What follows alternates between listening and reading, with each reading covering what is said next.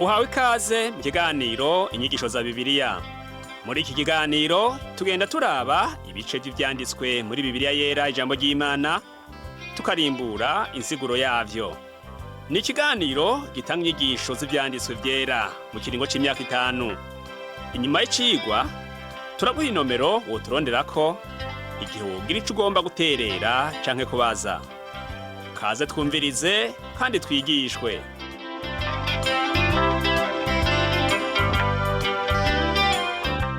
Uhawe kaze nshuti nawe mugenzi muri kino cigwa c'inyigisho za Bibiliya usanzwe utegurirwa n'ishirahamwe Transworld Radio mu Burundi. Ndakwifurije ngo amahoro y'umwami wacu Yesu Kristo abane nawe. Uri kumwe na Pastor Samuel Nsabimbona sanzwe ndazigushikiriza. Mu cigwa giheruka twarumvise inyigisho Yesu yahaye abigishwa biwe ku byo gusenga, twongera turumva ico yabwiye abashira ibikorwa vyiwe kuri Satani.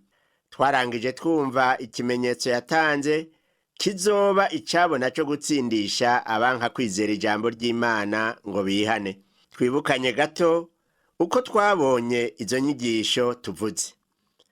Umunsi umwe Yesu yari ahari karasenga. Ahejeje gusenga umwe mu bigishwa biwe aramubwira ati, "Mwami, twigishe gusenga nk'uko Yohana yigishije abigishwa biwe."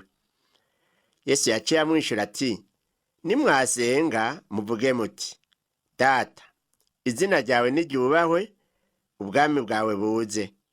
Imisi yose uduhe ibyo kurya bidukwiye. Uduharire ibyaha vyacu, kuko natwe tubabarira abaducumuyeko bose, kandi ntutujane mu bitwosha nabi." Dusomye mu butumwa bwiza uko bwanditswe na Luka, mu gihimba c'11 umurongo wa mbere kugeza kuri 4 niho tubibona.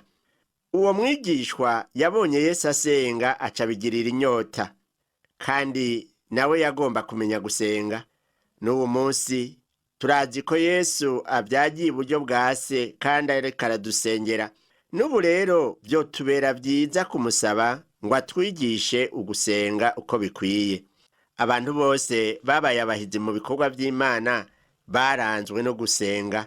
Ukudasenga mu bakristo b'uwu munsi ni nako gutuma amashengero hirya no hino ataburamwo umuriro wa mpwemu yera, ariko akabamwo umuriro w'induru. Imana iragomba ko tuyegera, tukumva ko turi kumwe nayo. Iragomba ko tuyibwira ivyacu mu mwidegemvyo, naho tutorinda kudondagura amajambo nk'abariko barishongora. Twarumvise kandi inkuru y'abashira ibikorwa n'ibitangaza vya Yesu kuri Satani. Aho niho havuye ijambo dukunda gukoresha ngo icaha kidaharigwa. Nshuti yanje mwene data, womenya yuko atacaha na kimwe kidaharigwa kiretse ico kurogota kuri mpwemu yera. Turabe rero uko vyagenze nk'uko twabisomye mu butumwa bwiza uko bwanditswe na Luka igihimba ca 11 duhereye ku murongo wa 14 tukabandanya n'uwa 15. Haratubwira ngo, kandi yirukana mu muntu dayimoni atera uburagi. Dayimoni amuvuyemwo, uno muntu w'ikiragi aravuga, ishengero riratangara. Ariko bamwe muri bo baravuga bati, Beyezebuli umukuru w'abadayimoni niwe amushoboza gusenda abadayimoni. Abafarisayo ntibareka guhakana ibitangaza Yesu yakora, kandi vyakoreka bariko baritegereza. Ariko ico baca bakora, bagerageza kubironderera izindi siguro zipfuye. Barabasigura yuko ivyo bitangaza Yesu yabikoreshwa bivuye mu bubasha bwa Satani. Twarabonye n'abandi bamurondera ko ikimenyetso kiva mu ijuru, ariko bariko baramugeza. Yesu nawe amenye ivyo biyumvira, yaciye ababwira ati, "Ubwami bwose iyo bwitandukanije ubwabwo burahona, n'inzu iyo yitandukanije iragwa. Na Satani namba yitandukanije ubwiwe, ubwami bwiwe buzorama bute? Kuko muvuga yuko Beyezebuli ari washoboza gusenda abadayimoni. Ariko jewe namba Beyezebuli ari washoboza gusenda abadayimoni, abana banyu bobo bashobozwa nande kubasenda? Ati nico gituma ari bo bazobatsindisha." Urumva yuko Kristo yaberetse ubupfu buri mu vyiyumviro vyabo. Yarabandanije avuga ati, "Ariko urutoke rw'Imana nigwaba ari rwo runshoboza gusenda abadayimoni, noneho ubwami bw'Imana burabashikiriye. Yesu yavuze ati ubwami bw'Imana burabashikiriye. Aha yagomba kuvuga yuko ubwo bwami bwari ngaho nyene muri Kristo Yesu yari imbere yabo. Bwari bumaze kuba byagiramwo buzanywe na Yesu Kristo. Yesu yaheraheje ako kanya abereka neza ububasha bwiwe yuko buruta cane ubwa Satani, ndetse katanuwo ruha abugereranya na gatoya. Yakoresheje amajambo ameze nk'umugani, ati umuntu w'inkomezi afise ibigwanisho, iyo ateramiye urugo rwiwe ibintu vyiwe biba amahoro, ariko uwumurusha inkomezi iyo aramutse amuteye akamunesha, amwaka ivyo bigwanishwa vyose yari yizigiye, akanyaga ibintu vyiwe akabigaba. Hano turigishwa ko dukeneye kwambara Yesu Kristo neza kugira ngo dushobore kunesha umwasi wacu Satani, kuko uwo mwami Yesu Kristo arakomeye cyane. Nico gituma twari dukwiye kuzura mpwemu yera kugira ngo dushobore kugwanya impwemu mbi zikorera hano mw'isi, zigakorera ishano abazihaye ikibanza. Iyo nkuru ushaka kuyisoma neza, ndakwinginge uze gusoma mu butumwa bwiza uko bwanditswe na Luka mu gihimba ca 11 uhereye ku murongo wa 14 kugeza kwa 22. Reka ducishemo gatoyi rero tumire amate, hanyuma tuce tubandanya n'icigwa c'uwo munsi. Uwo munsi turarabira hamwe umugani w'itara ryaka, twongere twihweze ivyo Yesu yadomye ko urutoke vyerekeye abafarisayo. Mu nyuma naho turiga ku mugani w'umutunzi w'igipfu, maze turangirize ku kugene Yesu yihanije abigishwa biwe ngo ntibiganyire. Turaza kwiga dufatiye ku butumwa bwiza uko bwanditswe na Luka mu gihimba c'11, turahera ku murongo wa 33 tugeze mu gihimba ca 12 ku murongo wa 24. Reka rero tudatebeje dusome umugani w'itara ryaka hano mu butumwa bwiza uko bwanditswe na Luka mu gihimba ca 11 duhereye ku murongo wa 33 tugeze ku wa 36.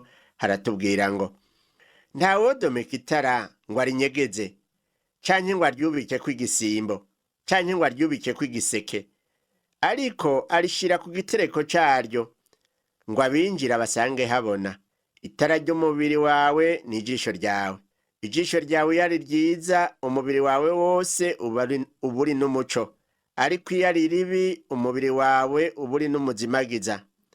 Nuko rero ugabe umuco, urabe umuco uri muri wewe ntubumuzimagiza, kandi umubiri wawe wose niwaba uri n'umuco, atagice na kimwe gifise umuzimagiza, wose uzoba mu muco, nk'uko ukwaka kw'itara kukuboneshereza.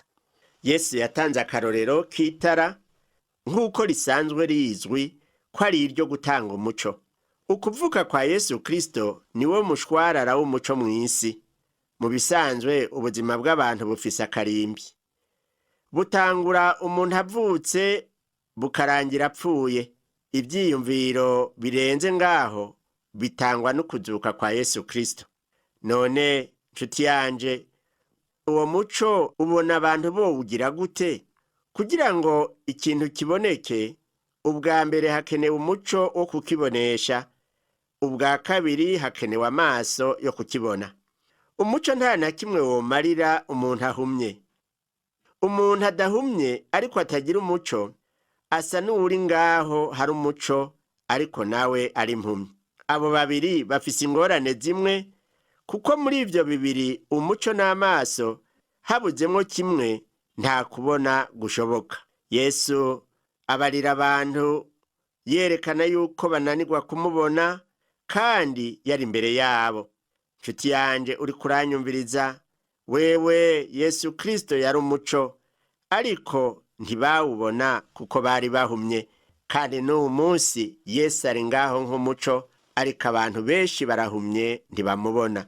reka ubu naho twumve ibyo Yesu yadomye ku rutoke ku byerekeye abafarisayo. Dusome duhereye ku murongo wa 37 tugeze ku murongo wa 40 muri iki gihimba ca 11 c'ubutumwa bwiza uko bwanditswe na Luka. Havuga ngo akibivuga umufarisayo aramuhamagara ngo amuzimane, arinjira aricara ngo arye. Wa mufarisayo abonye ko atabanje gukaraba atararya biramutangaza. Umwami Yesu aramubwira ati, erega mwebwe abafarisayo mwoza igikombe n'inkoko inyuma, ariko imbere muri mwebwe mwuzuye ubwambuzi n'ububi. Mwabijuju mwe, iyaremye urukoba siyo yaremye n'imbere. Urumva yuko uwo mufarisayo yatangajwe nuko Yesu aretse ikintu kijanye n'umugenzo wabo. Yesu yagombye kwerekana yuko idini atari bijya biboneka biciye mu migenzo. Idini nyakuri ibonekera mu mutima. Umve ingene Yesu yabivuze ko ku murongo wa 41 n'uwa 42. Hatubwira ngo, ariko muzotanga ibiri imbere mu gikombe no mu nkoko mubitangishijwe n'ubuntu, kandi umve byose bizobabera ibiziruwe. Ariko muzobona ibara abafarisayo, kuko mutanga 10 c'imbwija, ikisogo n'icimboga zose, ariko ubutungane no gukunda Imana mukavyirengagiza. Ivyo mwari mukwiye kubikora, bya bindi navyo ntimubireke. Aha rero Yesu ntiyabujije gutanga ikigira 10. Oya, ingorane zari mu byo birengagiza, kandi bategerezwa navyo nyene kubikora. Murongo wa 43 n'uwa 44 Yesu avuga ati, muzobona ibara abafarisayo, kuko mukunda intebe z'icubahiro mu masinagogi no kugirwa ko bwakeye mu kibanza c'amakoraniro. Muzobona ibara, kuko musa n'imva zitamenyekana, abantu bakazicako batabizi.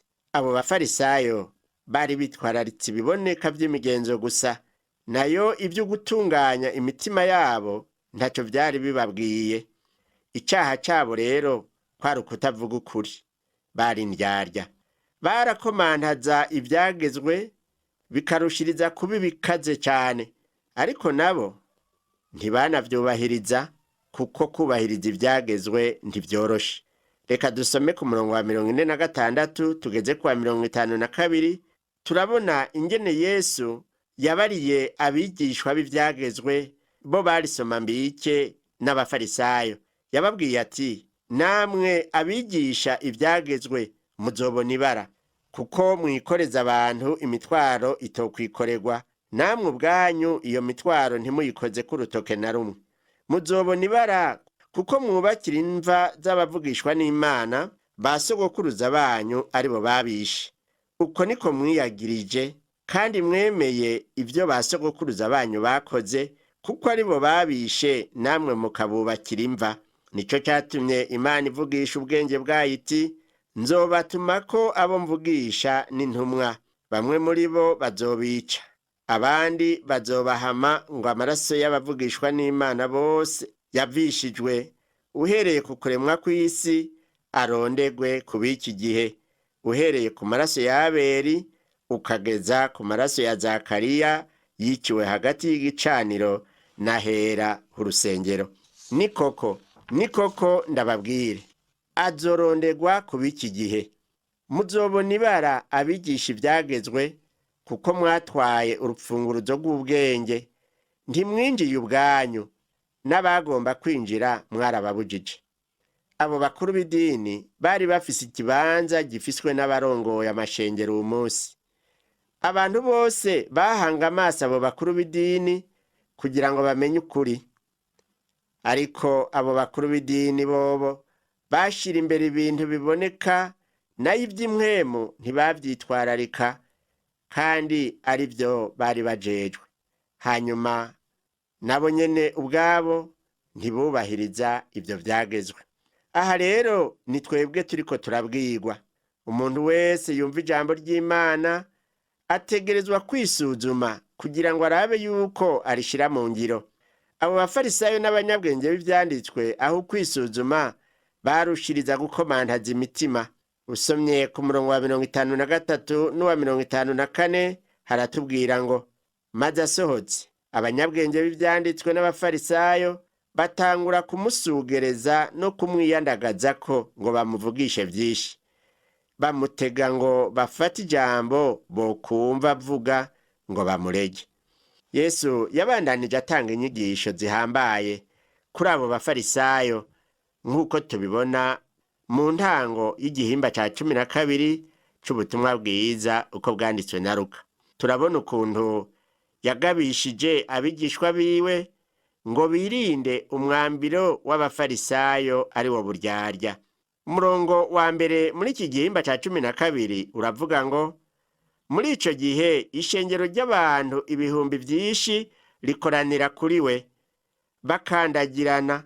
Ahera ku bigishwa biwe arababarira ati mwirinde umwambiro w'abafarisayo ni wo buryarya.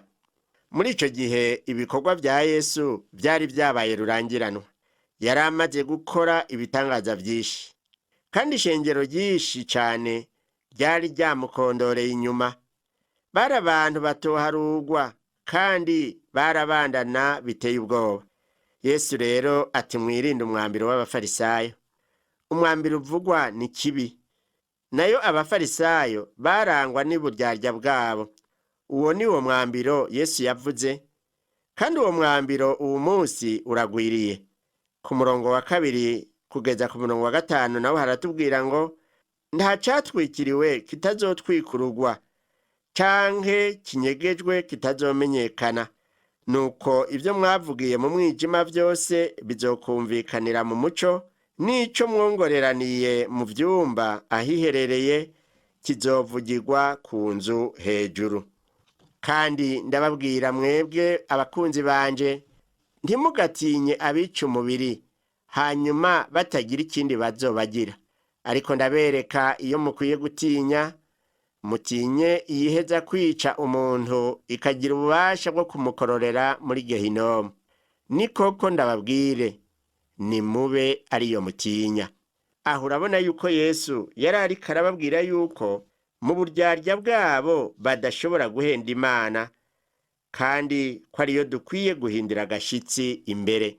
Yesu yarerekanye ko Imana ari ifise ububasha bwose, niyo iruta ibintu, iruta n'abantu. Umuntu azi ko mu mutima wiwe atinya Imana ntiyokangwa n'umwana w'umuntu nkawe. Dukwiye kunezerererwa kwitwa abana b'Imana, maze bikanaturemesha nk'uko tubisoma muri ubu butumwa bwiza uko bwanditswe na Luka. Turaba umurongo wa 6 tugeze ku 9, ni mu gihimba ca 12 hatubwira ngo mbega utunyoni 5 ntitugugwa amakuta 2, ariko kamwe muri two ntikibagirwa imbere y'Imana, ariko n'umushatsi wo ku mitwe yanyu wose waraharuwe. Ntimutinye muri utu tunyoni twishi, kandi ndababwire umuntu wese azonyaturira imbere y'abantu, umwana w'umuntu azomwaturira imbere y'abamarayika b'Imana. Ariko uwuzonyihakanira imbere y'abantu azokwihakanirwa imbere y'abamarayika b'Imana. Yesu yarazi yuko abakuru b'idini badashobora kureka kumutako ishavu, kuko yadomye urutoke ku vyaha vyabo ishengero rikoranye. Kandi n'abigishwa biwe nabo nyene bagiriwe nabi bahogwa ijambo ry'ukuri. Ico gihe rero Yesu yahaye abigishwa biwe amajambo yo kubaremesha ngo bamenye ko Imana izobazigama. Imana iritwararika inyoni, iyo rero ntiyoreka kwitwararika ivyo umuntu yita ku giti no ku mabuye yigisha ubutumwa bwayo. Twumve ico Yesu avuga ku murongo w'10. Avuga ati kandi umuntu wese azovuga nabi umwana w'umuntu azobiharirwa, ariko uwuzorogota kuri mpwemu yera ntazobiharirwa. Umuntu ntiyicishwa n'ico arogotesheje akanwa kiwe, ariko yicishwa no gukomantara k'umutima wiwe. Ukurogota kuri mpwemu yera nukwanka ukankiriza ukurongorwa n'uwo mpwemu, kandi ugaca wigumira uko nyene. Muri ico gihe ukwigaya kwawe hamwe no kwanka icaha ntibishoboka, uba wahisemwo ukudaharirwa.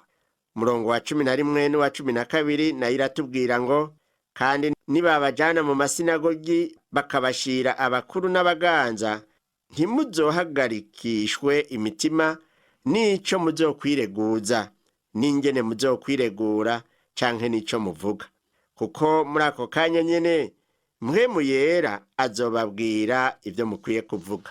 Aho Yesu yababwiye yuko Mpwemu Yera azobaha ubwenge n'ubwitonzi imbere y'abaganza. Turavye mu gitabo c'ivyakozwe n'intumwa turabona ko ivyo vyashitse keshi. Uravye ku murongo wa 13 n'uwa 14 muri iki gihimba ca 12 c'ubutumwa bwiza uko bwanditswe na Luka, aho niho tubona umugani mugufi wa wa mutunzi w'igipfu. Turabona hatubwira ngo maze umuntu wo mw'ishengero ryari rikoraniye aho aramubwira ati, mwigisha, mbaririra mwene mama tugaburira agi. Aramubaza ati, mbega wa mugabo, ninde yashizeho kuba umucamanza wanyu canke kubagaburira ivyanyu? Aha Yesu yaranse kwicarira ibintu nk'ivyo nk'umucamanza. Keshi turihuta guca imanza no kubwira abantu ivyo bakwiye gukora, ariko icari gikwiye ni ukwiyubara tukitonda nka Yesu. Yesu ntiyari yaje nk'umucamanza, ariko yari yaje nk'umukiza. Igihe ciwe co guca imanza turacakirindiriye kandi kizoza. Reka twumve ico yaciye abwira abigishwa biwe nk'uko tubisoma ku murongo wa 15. Hatubwira ngo, kandi arababarira ati, murumva, mwirinde ukwifuza kose, kuko ubugingo bw'umuntu butava mu bihinda vy'ibintu atunze.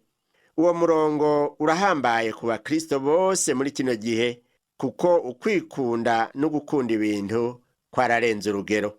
Ukwifuza ni kimwe mu vyaha bikomeye kurusha ibindi uwu munsi. Ukwifuza ni icaha umuntu akora abantu ntibakibone, mbere hari naho nawe ubwawe utamenya ko wagikoze. Umwe wese niwe yokwisuzuma akimenyanira n'Imana yiwe. Reka dukurikire uwo mugani rero w'umutunzi w'igipfu nk'uko tuwubona mu mirongo ya 16 na 17. Havuga ngo, kandi abacira umugani ati, habaye umuntu w'umutunzi yari afise itongo rimera cane. Yiyumvira mu mutima wiwe ati, ndagira nte ko ntagiraho nimburira ivyimburwa vyanje. Urumva yuko uwo muntu yabona ko ahambaye kandi yarikunda cane. Ico yashishikara gukora yaguma abona ngo jewe, ivyanje hamwe n'ibindi. Reka wumve inama uwo mutunzi yigiriye ku murongo wa 18 gushishikara kugeza kwa 20. Dusoma ngo, ati, ndabigenza gutya, ndasambura ibigega vyanje nubaka ibindi binini binini, aba ariho nimburira ivyimburwa vyanje n'ibintu vyanje vyose. Mpeze mbwira umutima wanje nti, mutima, ufise ibintu vyinshi bizohitira imyaka myinshi. Ruhuka, urye, unywe, unezerwe. Maze Imana iramubwira iti, wagipfuwe, muri iri joro barakwaka ubugingo bwawe, none ivyo woziganije bizoba ivyande. Umuntu yishingurira niko amera, atari umutunzi mu vy'Imana. Urumva yuko uwo muntu yari yagerageje yegeranya ubutunzi bwinshi bwo mw'isi, ariko nta na kimwe yari yaraziganije mw'ijuru. Uwo mengo yari ameze neza, ariko Imana yamwise igipfu. Yabana neza n'abandi, kandi yaranatunganya neza ivyo mu rugo rwiwe. Urumva ntiyiba, kuko nta nico yarabuze, ntiyari imboregwa, kandi birashoboka ko atari n'umusambanyi. Ariko Imana yamwise igipfu, kuko ivyiyumviro vyiwe vyose yabishira kuri we wenyene gusa, nkuko benshi uwo munsi ariko babigenza. Uwo munsi ab'isi bafise ingorane z'uko ivyiyumviro vyabo bigarukira hafi. Bagira bati, turye, tunywe, tunezerwe, kuko buca dupfa, ngo kandi kuzimu nta bizobayo. Ico nico gituma Imana ibita ibipfu. Reka twumve ico Yesu yabwiye abigishwa biwe, ariko arabahanura. Ku murongo wa 22 kugeza 24 yababwiye ati, nico gitumye ndababwira nti, ntimukaganyire amagara yanyu ku vyo muzorya, canke umubiri wanyu ku vyo muzokwambara, kuko amagara aruta ivyo kurya, n'umubiri uruta imyambaro. nimwitegereze ibikona ingene bitabiba, ntibishwabure, ntibigire ububiko canke ibigega, kandi Imana irabitunga. Erega mwebwe muruta ibisiga cane. Gutunga ni ukuziganya si bibi, ariko ubutunzi butagiramwo ukubaha Imana buravumwe. Usomye mw'ikete Yakobo yanditse mu gihimba ca 5 umurongo wa mbere, turabona urubanza rw'abatunzi, aho ababwira ati ehe rero yemwe batunzi, nimurire muboroge kuko mugira mufutane. Abatunzi umengo biragoye ko bizera Imana, ahubwo umengo bizera ubutunzi bwabo. Mugenzi wanje unteze yompi, Imana yaraguhezagiye iguhitunga kandi ikwiye gushimwa. Nuyishime, ariko hanyuma kandi wereke Imana ubwo butunzi bwawe, ubushire mu maboko yayo. Erega Imana ntikibukwaka, ahubwo irabuhezagira ikakwibutsa no kubukoresha mu gikorwa cayo. Nawe wibaza ko atacu ufise, ubu vuga uti ndagowe ndi mukene, nagomba ndakubwire ngo niwiyegurire Umwami Yesu kandi arakwakira, kuko ico akeneye si ubutunzi bwawe, ni wewe nyene ubwawe. Reka dusenge. Mwami wacu Yesu Kristo, ndagushimira ko wazanywe mw'isi no kugira ngo umuntu wese umuhishurire agakiza kawe. Ndakweretse umuntu yarariko arumviriza zino nyigisho za Bibiliya, akaba atahuye yuko agukeneye mu buzima bwiwe. Numwiyegerezanye imbabazi, umuharire ibyaha vyiwe, mukure mu gitabo cyabo gucirwa ku rubanza, umushire mu gitabo c'abana b'Imana bazobana nawe mw'ijuru. Ndabisavye mw'izina ryawe Yesu Kristo, amen. Cigwa cacu cyo kuri uno munsi kigaruke ngaha, naho ubutaha Umwami wacu Yesu Kristo aguhezagire.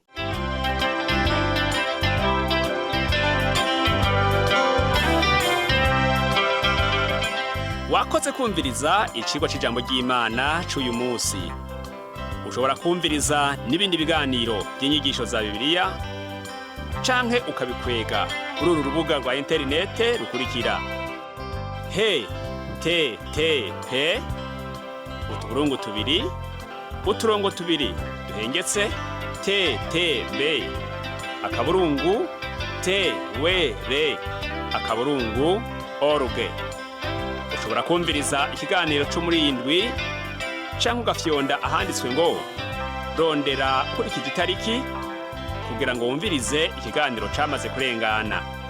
Ushobora no gufyonda ahanditswe ngo rondera ukurikije ibyanditswe kugira ngo wumve ibiri muri ico gice cy'ibyanditswe byera ugomba.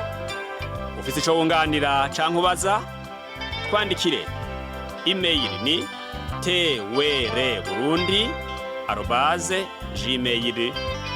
twr@gmail.com. Ushobora kandi kudusanga kuri Facebook yitwa TWR Burundi. Ushobora no kutwakura kuri iyi telefone yo mu biro. Inomero ni 22 24 26 57 mu masaha y'akazi.